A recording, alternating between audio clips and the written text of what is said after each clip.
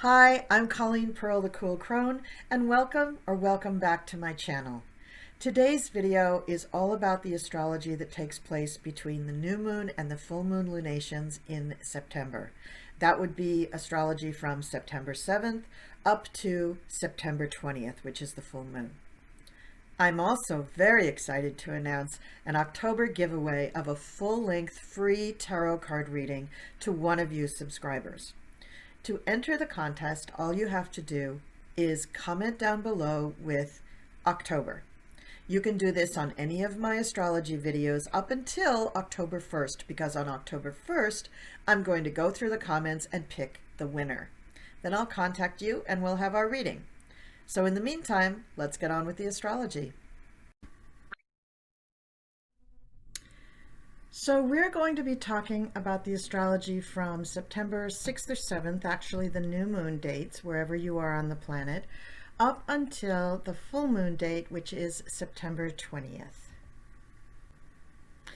This is a chart of the new moon, which happened September 6th or 7th, wherever you are on the planet. And for most of us, it was September 6th in the United States, but if you were not in the United States, then it probably would have been September 7th. We have the moon trine Uranus, Venus trine Jupiter, Mars trine Pluto, moon opposition Neptune, moon square north node, which involves black moon Lilith. Now, all of this was discussed in my video about the new moon, so I'm not going to go into great detail about that right now, but suffice it to say that on the Labor Day weekend, the couple days of the weekend, and even the Tuesday and Wednesday maybe after it, we had just tremendous, harmonious aspects going on. Just absolutely fantastic astrology. A couple of little malefics in there. That the moon opposition Neptune is pretty big deal, but the moon square north node and black moon Lilith was not going to knock anybody out of having a good time on their whatever they were doing, a family reunion or holiday or vacation or whatever. And also a great possibility to meet somebody who would become very important in your life. So if you want to learn all about that, please go and see my new moon video. Now let's talk about the actual planetary influences in between the new moon and full moon lunations. First, let's look at Mars in opposition to Neptune. So basically for the first 2 weeks of September, so this would have started actually before the new moon, Mars would be in opposition to Neptune. And this is a tricky aspect for a lot of reasons. First of all, we have to talk about weather. There's going to be extreme weather. Whenever you have Mars in an aspect, it does take things to extremes. And when it comes to people, it makes things usually aggressive, if not outright angry or violent. With weather, it can be angry and outright violent. And then you pit it against Neptune, which is water, not just a little water, it's oceans of water.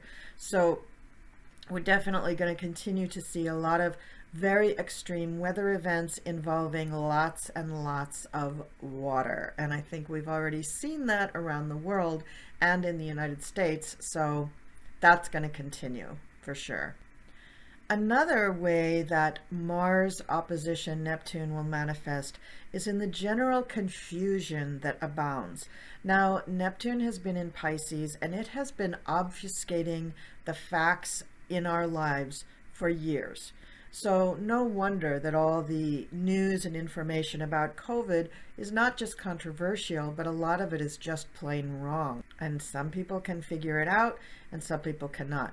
The trick here with Neptune is that even the people who think they figured it out are probably a little bit wrong or confused as well. So it's just really a ball of confusion.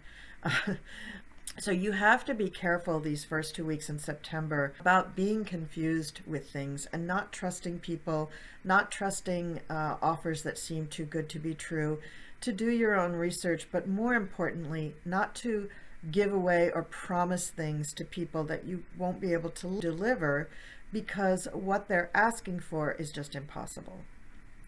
Now on the 14th, the Sun will join this configuration, adding even more weight to this confusing aspect because it means that our egos will be involved. And very often when people's egos are involved, now we're starting to see people who are outright saying they've been abused, misled, tricked, cheated, betrayed. So this is not pretty. So towards mid-September, we may see more people who have a much more dramatic reaction to this confusion and a feeling like maybe they've been lied to or maybe they've truly been taken advantage of. So just be careful in your reactions. Don't join the mob on this one because that won't serve you. Now, for the first 10 days of the month, we also have Saturn in a harmonious aspect with Black Moon Lilith and the North Node. So Saturn is reality. Saturn rules time. It rules construct or construction. It rules things of the earth that are real, things that you can touch, that you can build. But it also has to do with manifesting things in your life that are real. I mean, money isn't always something that you can touch, but you know that it's real. And Saturn doesn't rule money, but it rules the fact that you can be secure, which a lot of times for a lot of people is about money. Black Moon Lilith represents the things that are hidden and that we want to know about. It can also represent the things that we hide. It's the dark zone. It's the unknown. With North Node conjunct there until October, we're going to feel like our destiny, which is usually the way we feel the North Node, like our destiny, our mission, what we're compelled to do in this lifetime may feel unknowable. It may feel like we're not really quite sure what we're supposed to do. Saturn is reality though, and so your Saturn really wants to manifest this destiny and manifest the reality of what it is you're destined to do. And this may be a little confusing. Then again, Saturn may allow you to really bring some reality to this unknowable equation between Black Moon Lilith and the North Node. And that's for the first 10 days of September. Now let's talk about the Virgo energy in general. Now the Sun has been in Virgo since, the end of August, and it's going to go into Libra towards the end of September. The Sun is the main planet that we're feeling the Virgo energy come from. But Mars has been in Virgo. Mars went into Virgo even before the Sun went into Virgo, which really gave us a feeling of Virgo, even though we were still in Leo season. When the new moon happened in Virgo, that meant the Sun and the moon were both in Virgo with Mars. So there was a tremendous feeling of energy, personal energy, of Virgo, which is handling details, being very precise, organizing things, analyzing things, even taking care of health issues. And so for a lot of people, that's where their focus was going. Now that Mars is going to be moving out of Virgo mid-September, and the moon has long since gone into other signs because the moon changes every few days, all we have is the Sun. But remember that the Sun is ego, and it's what you want to leave behind. It's what you want to be known for. So it's what you're compelled to put out there. So you're still going to have this feeling of precision and wanting to analyze and being complete with things, but less so once Mars goes into Libra. On September 8th, just a day or so after the new moon, the moon will conjunct with Mercury in Libra. This is a nice placement. Mercury is fairly at home in Libra. It's an air sign. Mercury likes air signs, and it's going to be trining this Black Moon Lilith North Node conjunction. So this, along with the Saturn aspect that we just talked about, gives you a lot more fuel and ammunition to find out what this unknowable thing is that Black Moon Lilith is hiding. So figuring out what your mission in life is, what your destiny is going to be a little easier to do on September 8th. So use that astrological energy and focus to do some deep meditation, take a walk in the woods, spend some time with your own thoughts, talking to your angels, guides, and higher self, and really nail down what is it that I'm trying to do.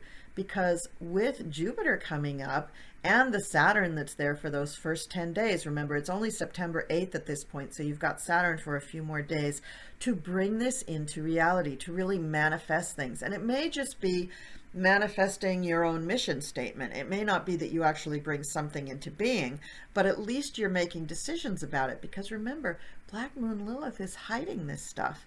Now, Black Moon Lilith and the North Node are going to continue on into October, so this may be the beginning of finding out a series of things that you need to know about yourself and your own destiny. You can always look in your heart and figure out what you want, but what are you really meant to do? What are all these talents and experiences and history that you've brought forward meant to bring about in your lifetime? It's a very exciting thing to find out. Now, also on September 8th, Mercury is going to be opposing Chiron. Chiron usually relates to health, and Mercury relates to communications and talking. So during this time, we're most likely, especially because we're in a pandemic, we most likely are going to have people talking about health issues that probably should not be talking about health issues. Remember, these are energies that are opposing one another, so they're not working harmoniously with one another, which would be a sextile or a trine. So you're going to have more people in the news, which is ruled by Mercury, talking about things that they sound like they know what they're talking about. They think they know what they're talking about. But again, there could be some hidden things that they don't know about yet. There could be some facts that have not come to light, or they are just not quite qualified to speak about the things that they are speaking about. Now, Chiron is in Aries. Aries rules the head. And there's so much about COVID that has to do with the head. I know that there's involvement with the lungs, but just think about all the involvement with the head. The throat, so coughing, sneezing, the sinus passages, the congestion, the sense of taste, sense of smell.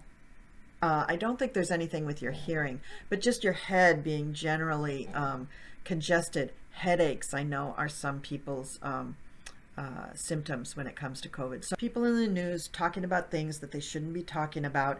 This is going to be happening on September 8th. So just be careful that you're not, like run into the drugstore to buy bleach or whatever they're telling you to do on that day, because it's not going to be correct. That health information is not going to be correct. Then the very next day, we have the moon catching up with Venus and Vesta in Libra.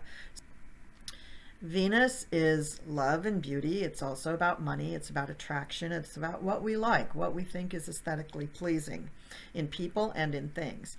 And Vesta is about cooperation and being in a relationship or being in a group, and fairness and things being equal for people. Both Venus and Vesta really focus on women. So you've got the moon there, which is also feminine. So on this day, I'm going to say that something is going to come about that really makes us feel good about how women are progressing in the world as far as their rights are going. Something about the beauty of women, the beauty of their souls, not just their physical beauty, the fairness, the voice, the advocacy, the power of divine femininity that is really coming to the aid of everybody on planet Earth. I think that's what's going to be coming about on September 9th, that we're going to really see. Maybe big headlines about that. Pluto is also square Venus and Vesta. Pluto usually represents a sacrifice or something that needs to be lost, or something that has to die, has to go away, has to transform, because Pluto brings about the transformation. And usually transformation means that something, has to end, and then the new thing comes up in its place. That is the transformed old thing. Or like, say you end a relationship. For a lot of people, I know this is true for me, I want to be different after that relationship. So I might cut my hair, dye my hair, get new makeup, get new clothes, get a new piercing, buy jewelry, something that transforms my look outwardly, because then I'll feel sort of rejuvenated and transformed inwardly. It's symbolic, but it really means a lot to me. And then on the 16th, so almost a week later, the moon is going to catch up with Pluto, and we're going to have the moon conjunct Pluto for a couple of days. So Pluto is power, and with the moon there, Pluto lends a lot of power to our decisions. And remember, Pluto's going to be that sacrifice that we have to give up in order to gain something better, something new. It's the piece of us that needs to transform in order to move on and evolve. On the 17th, the moon joins Saturn, and Saturn's retrograde, so it's not as strong as usual, and the moon is very personal. However, this could be very good for us. Usually, moon with Saturn on top of it will make you feel less confident and hesitant about the things that you're trying to do. But in this case, Saturn is trining Black Moon Lilith and the North Node, so you may feel like you're putting your destiny into action, like you're fulfilling your destiny on this day, or you know what you're supposed to do to fulfill your destiny on this day. Unfortunately, Venus will be squaring Saturn, so this brings back a little bit of that hesitancy, that lack or unwillingness to really go for what you know is right because you doubt yourself. That's the result of the square. Saturn tries to keep us locked in to what is reality and what we believe to be true and secure for us. But remember, we still have that square of Uranus that's happening pretty much all year, and that's going to push us towards the future. So I think with the sacrifice to with Pluto, you know, giving us the transformation, I think we will be able to go forward. Neptune can really help us with this. Neptune is our faith, it's our beliefs.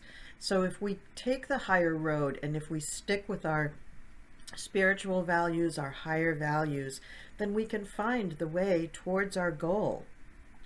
When we keep an eye on the spiritual dimension of life, it also allows us to appreciate the joy of what we accomplish in a more profound way. So it isn't all doom and gloom with the moon and Saturn on September 17th. On September 18th, the moon will catch up to Jupiter in Aquarius. But remember that Jupiter is retrograde, so Jupiter won't be quite as strong as usual. However, the moon is personal, it's you, and Jupiter is opportunities and luck. So you may find yourself with an astounding opportunity staring you in the face, and yet you may have hesitancy towards accepting that opportunity. We already talked about Venus square Saturn and noted that Saturn was going to be on the moon the day before, and that was also going to add to one's hesitancy. In addition, we have Mars, which is forming an inconjunct with Jupiter, which is going to contribute to that hesitancy as well. It doesn't mean that it isn't a good opportunity, but it does mean that you're going to be quite cautious before you take it. And then we come up to the 20th when we actually have the next full moon, the next lunation in Pisces. It's going to be conjunct Neptune, so that's going to be quite exciting. Don't miss the video for that one. So this is the chart for the full moon on September 20th. As you can see, there's a lot of planets in the top part of the chart.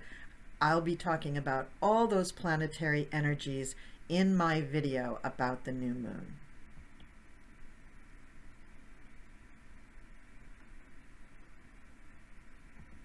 Thank you so much for watching. I really appreciate all of you, all of my subscribers, and don't forget to leave your comments down below with the word October in them so that you can be entered in my contest. Thank you so much, and I'll see you next time.